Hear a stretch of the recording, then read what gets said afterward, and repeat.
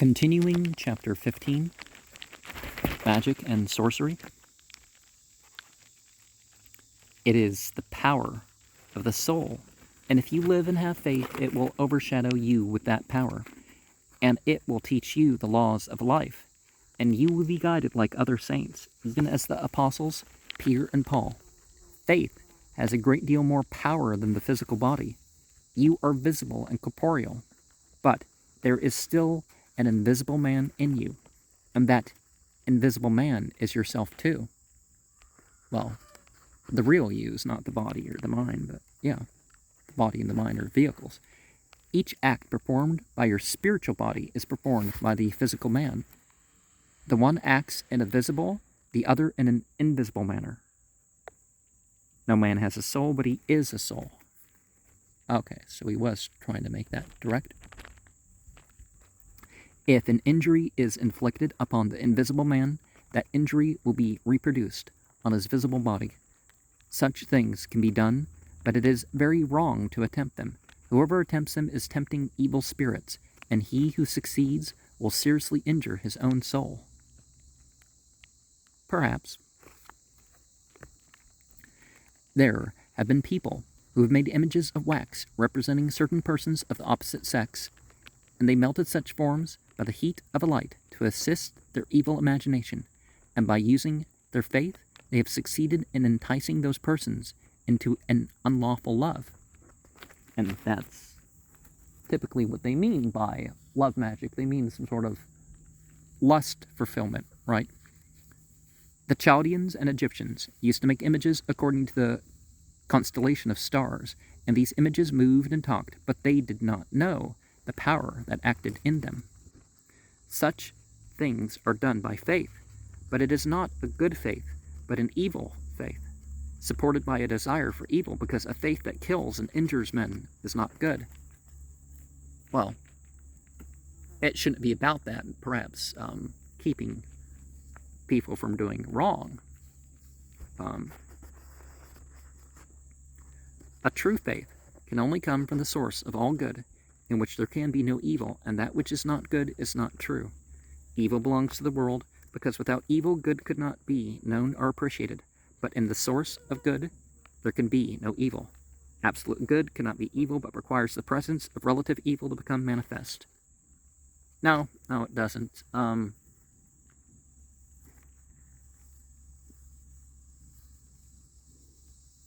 True faith in self and God has wonderful powers, and this fact proves that all men and women are spirits, not merely visible bodies. Faith accomplishes that which the body would accomplish if it had the power. Man is created with great powers. He possesses faith, and faith is a light, more powerful and superior to natural lights, and stronger than all creatures, natural spirits. All magic processes are based upon faith. By faith and imagination, we may accomplish whatever we may desire. The power of faith overcomes all spirits of nature, because it is a spiritual power, and spirit is higher than nature. Whatever is grown in the realm of nature is accomplished by faith, and by faith diseases may be cured. However much this may be disputed in theory by material reasoners, it is nevertheless accepted in practice even by the most skeptical practitioners of medicine. A physician who has no confidence or faith in his own ability will not accomplish much. However, physicians have often each one his favorite remedy, which may act successfully if employed by one, and fails in the hands of another. And this may be explained by the fact that one physician may have more faith in his own favorite remedy than in that of another. The sidereal man is of a magnetic nature, and for that reason he may attract the powers and effluvia of the astral world, akasa, and if therefore any inimical astral influences are circulating in the all of nature, he may become sick, and if these currents change, he may become well again. The same thing happens if a good or evil thought, supported by a strong faith, changes or creates currents that act upon the sidereal man. The whole world is like a man and a woman. and has also its anima and its spiritus imaginationis, much more powerful than man. The spirit orders, the will obeys. Through imagination directs the soul, while the body executes and produces. The astral currents, created by the imagination of the macrocosmos, act upon the microcosmos, and produce certain states in the latter. And likewise, the astral currents, produced by the imagination and will of man, produce certain states in external nature, and these currents may reach far because the power of the imagination reaches as far as thought can go. The physiological processes taking place in the body of living beings are caused by their astral currents, and the physiological and meteorological processes taking place in the great organism of nature are caused by the astral currents of nature as a whole. The astral currents of either act upon the other, either consciously or unconsciously. And if this fact is properly understood, it will cease to appear incredible that the mind of man may produce changes in the universal mind, which may cause changes in the atmosphere, winds and rains and storms, hail, lightning, or that evil may be changed into good by the power of faith. The human soul is a field which the imagination of man throws seeds into. Nature is an artist that develops the seeds, and what is caused by nature may be imitated by art. Well, that doesn't mean that graven images are allowed, but, to conjure the spirits of a thing means to seek after the truth which that thing represents. To see the spirit of a thing means to recognize the character of that thing with all its qualities and attributes. So instead of thinking that what you're evoking of yourself is really channeling some other entity, we can look at it this way. To make the spirit of a thing subservient to one's power is to know how to use the powers that are hidden in such a thing for our own purposes. The spirit of a thing is made up of the qualities of its will. Okay. If you know the attributes of a thing, you know its spirit. If you can make use of the qualities of a thing, its spirit will be your servant. Nothing can be known of a thing unless we succeed in making its character appear plain to our understanding. The menstruum through which the will may act for effecting good or evil is the living mummia. Mummia, the magnetic body, is a vehicle that contains the essence of life. If we eat the flesh of animals, it is not their flesh that forms again blood and bones in our bodies, but the invisible vehicle of life derived from the flesh of these animals, which is taken up into our bodies and forms new tissues and organs. If an animal dies in consequence of some internal disease, we do not eat its flesh because its mummia has been poisoned by its disease. Neither do we eat the flesh of animals that died of old age, nor the flesh of a rotten carcass, because its healthy mummia has departed on account of the disposition, and what is left of the mummia has been poisoned by the process of putrefaction. The mummia of a living being partakes of the characteristics of the being from which it is taken. For this reason, we do not eat the flesh of ferocious animals, such as tigers, lions, wildcats, etc. There's Shia literature that addresses the same thing, but at the very least, we were told not to eat the swine, other scavengers, and the meat-eating land animals, that sort of stuff. They contain a fiery mummia, which stimulates the astral essence of man and causes in him such tendencies as were the characteristics of the animals from which they were taken. Now, you can say that sheep and goats and cows and stuff have qualities that we don't want either, but, we can eat them, so that argument is, we eat the flesh of domestic animals because their character is more gentle and their mummia not exciting, such as the stupid ox, the gentle sheep, etc. But the healthiest animal food is the flesh of birds, because they live in the air, and the air is the noblest of the four elements. Well, actually it's fish that's the most essential to our health, but The mummia of a thing is its life principle. From the use of the mummia have resulted the greatest and mysterious magnetic cures, or some persons who have learned to know and understand the action and power of their own mummia, and that even a small dose of it attracts unto itself the powers of the whole body, like the magnet attracts iron, have in this way cured themselves of many ills. The mummy of the dead body is useless, and the mummia that is prepared by embalming a corpse is good for nothing but to serve as food for worms. The most efficacious mummia is that of a person who died in an unnatural manner while his body was in good health. Such a one, for instance, has been hung or decapitated, or whose body has been broken on the wheel. A person who dies a slow death in consequence of some disease loses his power before he dies, and putrefaction begins often in such cases. Even while the patient is still alive, his mummia will then be worthless. But if our physicians knew the occult powers of mummia of persons that have died sudden deaths, they would not permit the body of an executed criminal to hang at the gallows for over 3 days, but would take it away and use it for their own purpose. Such a mummia is a very powerful, especially after it has been exposed to the influence of the air, the sun, and the moon. And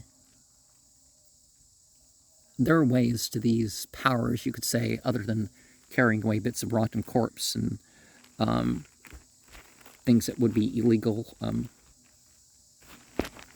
mummia of a being who dies a violent death in the air returns to the air. The mummia of a body is taken up by that element in which the body is decomposed. If a person is drowned, his mummia will go to the element of water. If he is burnt, it will go to that of fire. Those who are to a certain extent acquainted with modern spiritualism will know that usually at the beginning of a strong physical manifestation, a cold draught of air is felt, and sometimes even a corpse-like odor pervades the air of the room where the seance is held. This is caused by the presence of the astral body of the dead, bringing with it the elements of the surroundings, such as are connected with its mummia from the grave.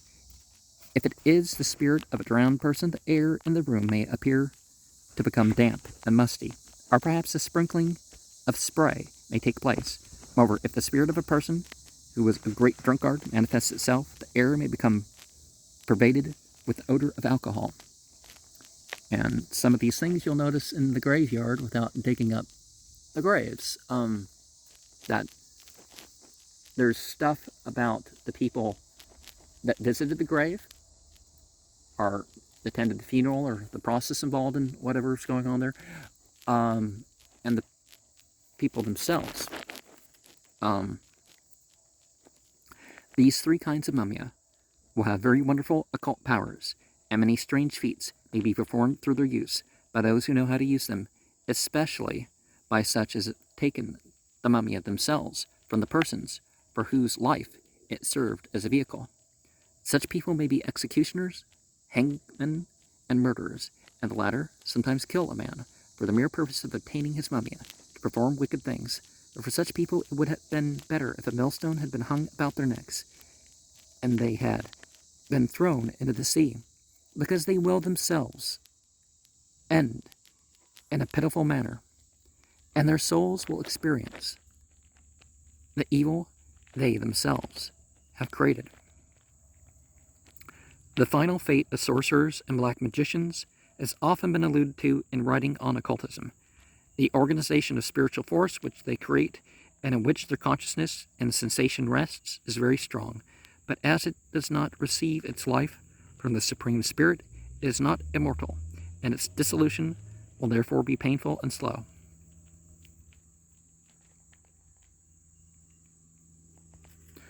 On account of the great occult powers contained in the mummia, it is used in witchcraft and sorcery. Witches and sorcerers may make a bargain with evil spirits and cause them to carry the mummia to certain places, where it may come into contact with other people without the knowledge of the latter and cause them harm. They may take earth from the graves of people who have died of the plague and infect other people with it. They may also infect the cattle, spoil the milk, and cause a great deal of damage, and the injured people do not know the cause of the evils that afflict them. I have taken especial pains to investigate this subject, and I have come to the conclusion that as such persons make a bargain with evil spirits, they usually do this effectually, not by any word or ceremonies, but by entering into a state of harmony or feeling, becoming en rapport with such evil entities, and they may do this unconsciously or unknowingly in their normal state, or it may be that only the sidereal, a word or two missing, that such a compact exists. I'll just say natures, sidereal natures, and that's sort of the thing, even in our relationship with God. It's not the prescribed rituals and scripture of the age, but it's the relationship that does. Sure, you keep the commandments and all that. And so some spirit asks somebody, oh, I want you to cut a lemon weird and put the lemon in the corner. I want you to spit all over your room, and I'll put some of your blood in the corners or something like that. They ask people to do various things, and it forms the relationship. But then again, they're probably going to require you to do as they say to form that relationship. But then again, as I'm saying, when it comes to the perverted and criminal, there's usually a way around it, if you can think about it. And the law may vary per your thing, but such sorcerers are often evil disposed, but ignorant persons who, perhaps, do not even know they possess such powers, and they may bewitch persons simply by the power of their ill will, guided by some unseen intelligence and without being themselves conscious of their success. But in other instances, they may know it. The fact that such sorceries do occur will not be doubted by anyone who has investigated this subject. They occur to a great extent among the country people in Europe, and especially in Roman Catholic countries. In Bavaria and Tyrol, the country people are always suspicious of strangers whom they believe capable of bewitching their cattle. They will not permit such strangers to enter their stables if the latter do not pronounce a blessing on entering it. And if they are afraid of the evil power of some neighbor, they will under no circumstances lend any article to him or accept anything from him. Several cases of bewitched cattle and blue milk are known to me personally. If I recall right, blue cheese is better, but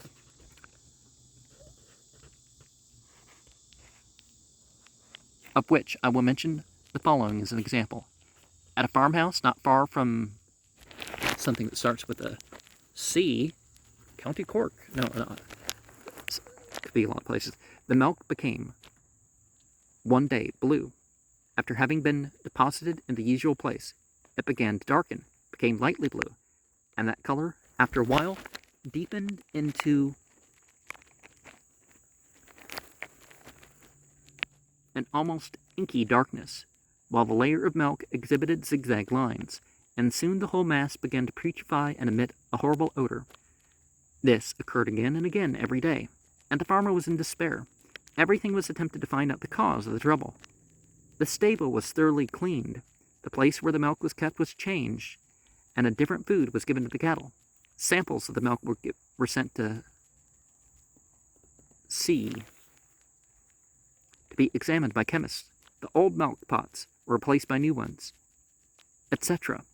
But nothing produced a change in the existing state of affairs. At last, the farmer's wife, who resided in the neighborhood, hearing of these things, went to that farmhouse to investigate the matter. She took with her a clean new bottle and filled it with the milk as it came from the bewitched cows. This milk she took home with her and deposited in her own pantry, and from that day the trouble in the house of her neighbors ceased, and all the milk in her own house became blue. Here again, everything was tried to find out the cause, but without any success, until about 3 months afterwards, an old lady and student of the writers, living about 300 miles distant, effected another spell by a certain occult power, using some slips of paper on which she wrote something, and in consequence of which the trouble ceased. Before it ceased, however, something strange happened. Before daybreak, as the milkmaid was about to enter the stable, some black thing like an animal rushed out of the half-open door, knocked the milk pail and the lantern out of her hands, and disappeared. After this, all went well again. On another occasion, in a similar case that took place in the same neighborhood, the owner of the bewitched cattle was advised by the writer to take a sample of the milk of each cow, to mix it in a pan, to boil it over a slow fire, and to whip it with a rod of blue steel while it was boiling down, and to throw the rest away. This advice he followed, and on the next day a person of bad repute was met, having his face covered with bloody streaks as if they had been inflicted with the rod. This man could not give a satisfactory account of the origin of his marks, and it is supposed that he was the punished sorcerer. The trouble then ceased. These cases go to corroborate what the author says about the mummy.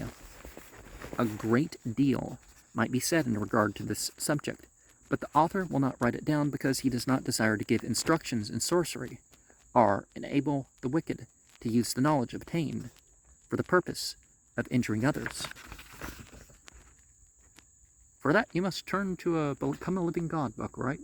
No, that's not a reliable source, but it is very desirable that some good and wise men, well versed in the secret art, should be appointed by the authorities to counteract and prevent the evils produced by the wicked who practice witchcraft and sorcery, which is more prevalent in this country than supposed to be. And they should pay particular attention to convents, monasteries, and houses of prostitution, because in such places a mischievous and evil imagination is especially active, and great quantities of sperma are there collected by evil spirits. And the sperma contains a powerful mumia, which may be extracted and transformed into evil things, or may decompose and become a strong poison, furnishing life to innumerable, visible, microscopic existences, by which epidemics and plagues may be caused. Now, in sex magic, it's not necessarily one gender or the other, but, yeah, the fluids are used by some people for some purposes. And one witch may poison another by such means, and the familiar spirits of witches often steal sperma from persons who are addicted to bad habits and use it for their evil purposes. Well, nowadays you hear of people saving the results of their deeds to impregnate themselves or impregnate someone else, but an especially powerful poison that may be used in sorcery is the menstrual blood. If a woman exposes a cloth impregnated with the menstrual blood to the rays of the new moon at night and to the rays of the sun during the day, a powerful basilisk is created because it attracts the Magnus Salis, while created are just attracted an entity of a certain type. This invisible poison, it gives rise to many and various diseases because the moon is the menstrum mundi and exercises a very evil influence. Gold attracts mercury and amalgamates with it, and likewise, the moon exerts a certain influence periodically every month. The sun attracts the mercurium menstrui mulierum. And, well, certain sorts of light or temperature can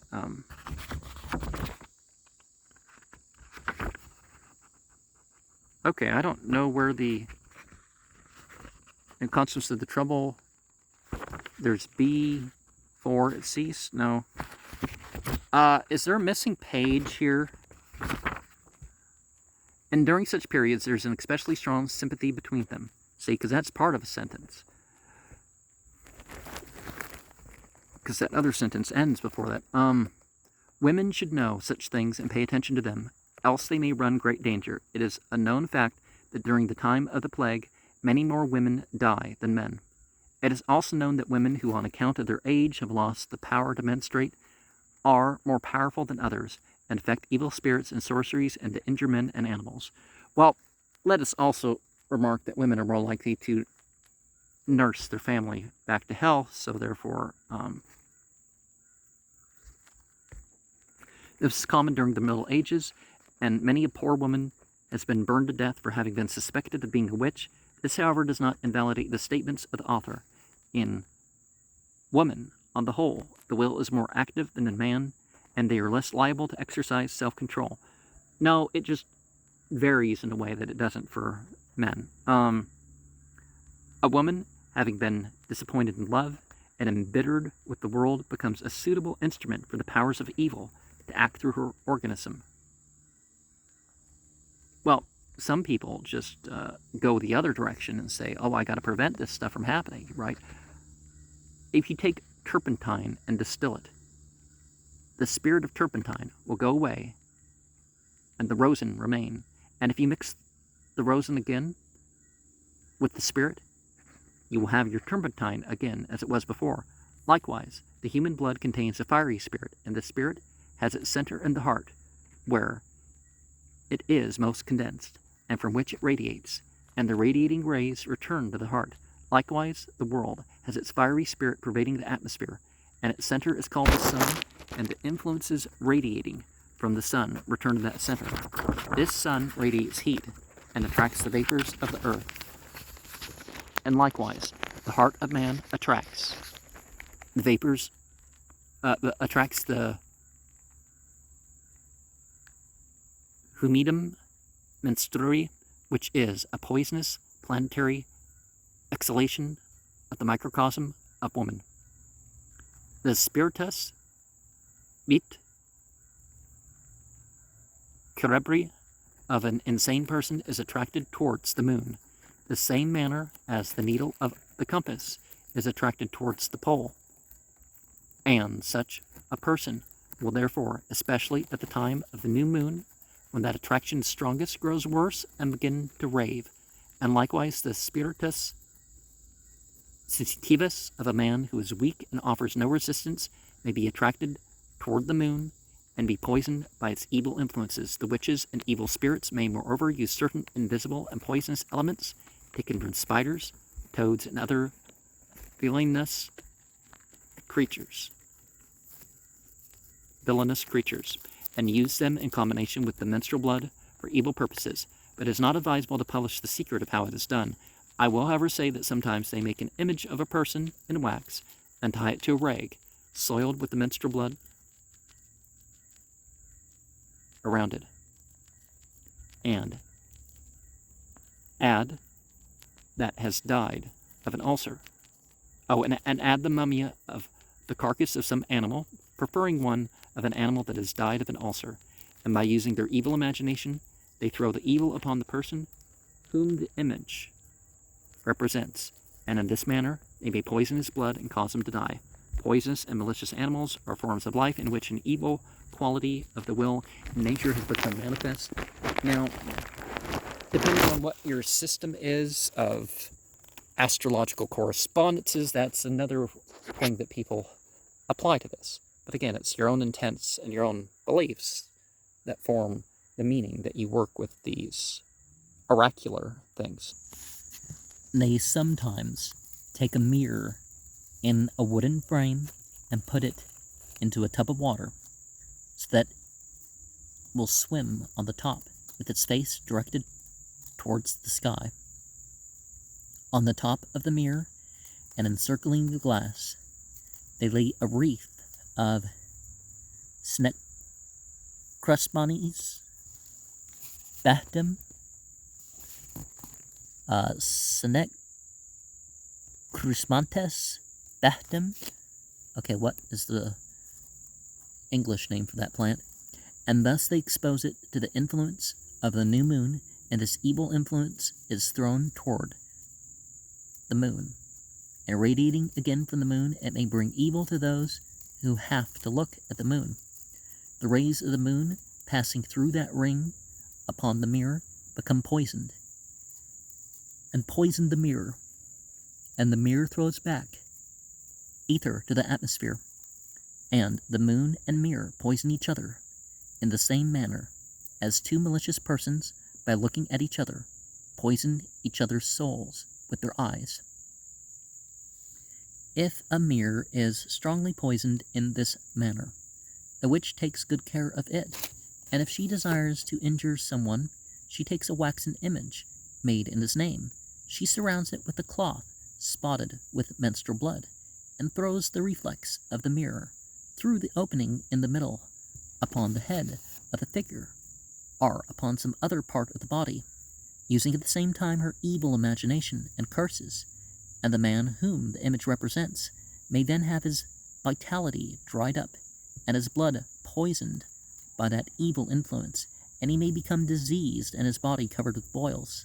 Such is the pestis particularis, which may be known, if it affects a man who has not been near any other persons or places from which he may have caught the disease. But if a witch desires to poison a man with her eyes, she will go to a place where she expects to meet him. When he approaches, she will look into the eyes. She will look into the poisoned mirror, and then, after hiding the mirror, look into his eyes, and the influence of the poison passes from the mirror into her eyes, and from her eyes into the eyes of that person. But the witch may cure her own eyes by making a fire and staring into it, and then taking the menstrual cloth, and after tying it around a stone, throw it into the fire. After the cloth is burned, she extinguishes the fire with her urine, and her eyes will be cured, but her enemy may become blind. There are, moreover, certain substances used by witches and sorcerers, which they may give to other persons in their food and drink, and by which they may render those persons insane. And such an insanity may manifest itself in various ways. Sometimes it renders men or women amorous, and it makes them quarrelsome. It may cause them to be very courageous and daring, or turn them into cowards. Some will fall deeply in love with the persons who administered to them. Filters. And it has happened that, in this way, masters and mistresses have fallen deeply in love with the servants who administered to them such things, and thus they became themselves the servants of their servants. And even horses, dogs, and other animals have thus been brought under the influence of such spells. If women administer such things to men, the latter may fall so deeply in love with the former as to be unable to think of anything else but them. And if men administer such things to women, the latter will continually think of them. But the things which such persons use for such purposes are nothing else but substances that have been long in contact with their own bodies, and which contain a part of their own vitality. Women are more successful in such experiments because they are more impulsive, more implacable in their revenge, and more inclined to envy and hate. Not sure that we can actually make that claim, but if they are fully absorbed in their own imagination, they call into existence an active spirit that moves their imagination wherever they may desire it to go. A wood carver takes a piece of wood and carves it out of whatever he has in his mind, and likewise the imagination may create something out of the essence of life. The mummy is the corpse, of which the imagination makes use for the purpose of taking some form. The more the physical body is active, the more it will need material food. The more the astral body is active, the more it will attract nutriment from the astral plane. The more divine love is active in man, the more will his soul receive of the substance of divine wisdom. Each of these three states has its own functions and qualities. It is lifted up and expanded by the power of faith, and it contracts and sinks into the mind by being impressed by the will. Women have a greater power of imagination during their dreams and when they are alone, and they ought, therefore, not to be left alone a great deal, but ought to be amused, because if they are ill-disposed and harboring evil thoughts, they may, by the power of their imagination, poison the food which they cook or make it impure without being themselves aware of it. Women who are occupied a great deal with their own imagination, and who are unable to control it, should not be permitted to nurse and educate infants, because the impressions which their imagination creates may unconsciously impress itself and act injuriously upon the minds of the latter.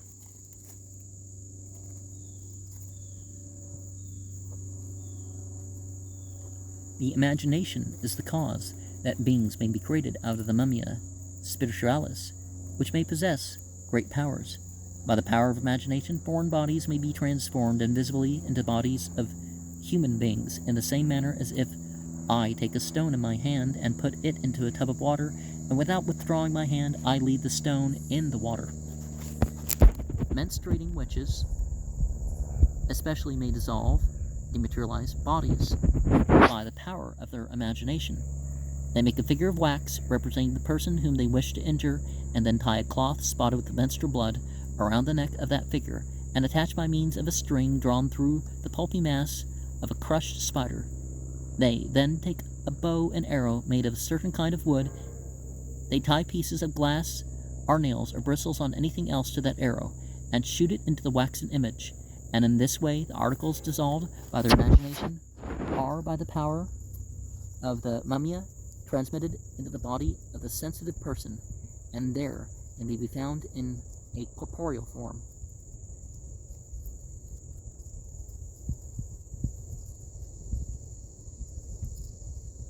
The more physical bodies act, the more material food, the more the astral bodies act, the more when the attract nutriment for the astral plane, the more divine love is active in man, the more his soul will receive the substance of divine wisdom. Each of these three states has its own function. The power of the imagination is a great factor in medicine. It may produce diseases in man, and it may cure them, but this is not done by the powers of characters made in wax or being written on paper, but by an imagination which perfects the will. All the imagination of man comes from the soul. The soul is the seed of the microcosm, and from that seed the imagination proceeds into the microcosm. Thus, the imagination of man is a seed that becomes materialized, or corporeal. A thought is an act having an object in view. I need not turn my eye with my hand in the direction in which I desire to see, but my imagination turns it wherever I want. An imagination coming from a pure and intense desire of the heart acts instinctively and without any conscious effect. The power of a strong imagination directed upon another may kill or cure him, according to the nature of the desire that impels the force, and which it may be good or evil. Therefore, a curse may be productive of evil and a blessing productive of good.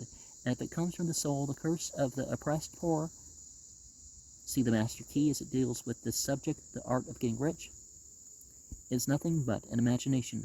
But that which they desire in cursing enters into their imagination, and from this imagination results the act. So it's important to pay attention to your thoughts and beliefs and all that stuff, so you gotta address your reward and your control system, or it's gonna make its way out in words and more real actions than even words. The evil element in the soul of him who acted evil attracts unto themselves the evil will set free by the curse of him who has been injured, for the soul is like a magnet, attracting unconsciously that which corresponds to its nature. Like attracts like, and opposite repels opposite, or not quite like that, but yeah. Well, opposite, sometimes that's what attracts, but you know what I mean. Magic is a great hidden wisdom, just as that which is commonly called human reason is a great folly. To use wisdom, no external ceremonies and conjurations are required. The human soul is a great thing, so great that no one can fully express its greatness. It is imperishable, and, like spirit, if you only knew all the powers of the human soul, nothing would be impossible for you.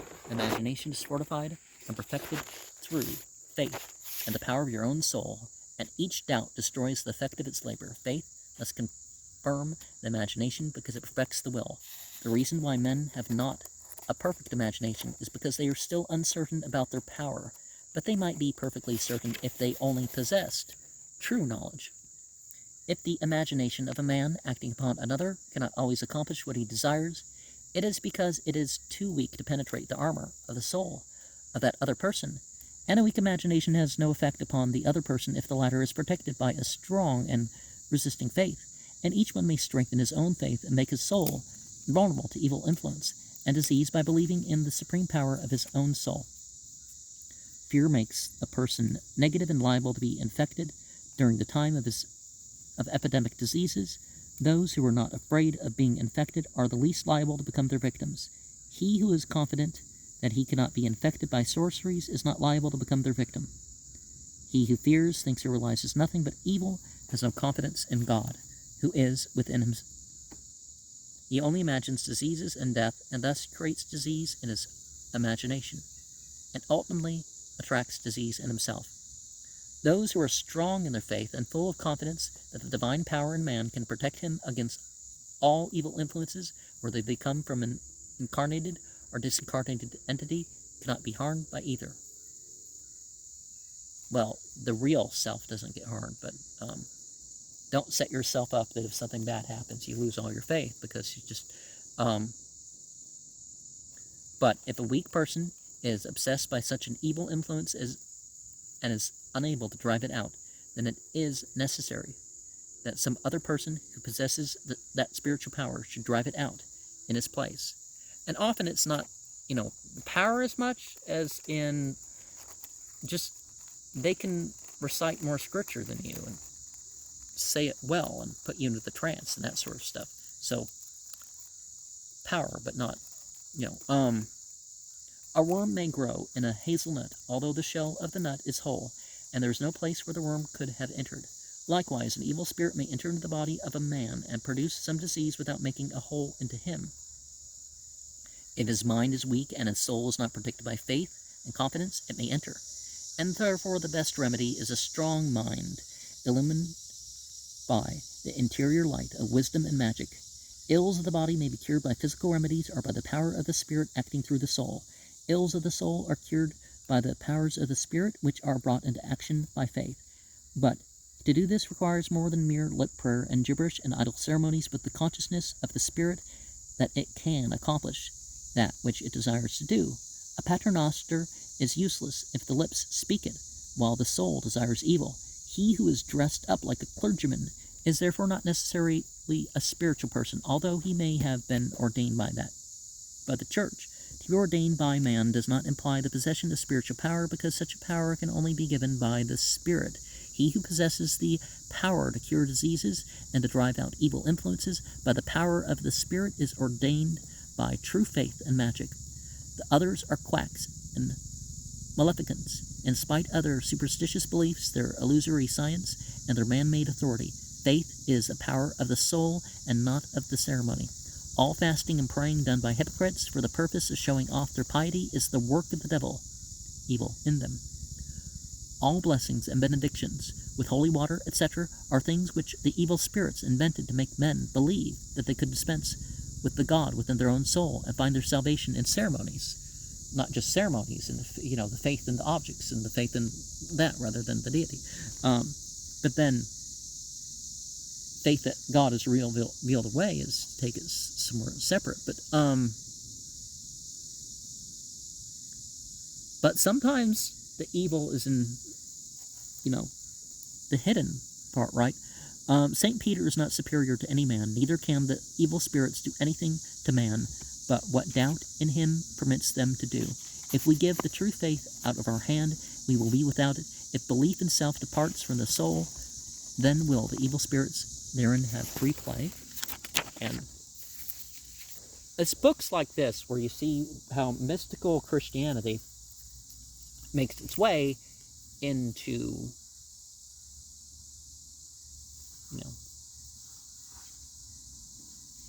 the New Age movement. Of course, we can look at some historical factors like, Peter. Well, Simon the magician meeting with Paul kind of cues in kind of what happened there. So Paul gets hit on the head. He maybe doesn't tell the person that he's learning about Jesus from. Let's act like Jesus is one character for a person for a while. But then again, the thing in the East is because the scriptures are kept away from the people. There are ceremonies and stuff like that, but really the power resides in the populace and what the populace does. But Why does some other person have more power? Oh, because they've been learned in the scripture. Okay, so it's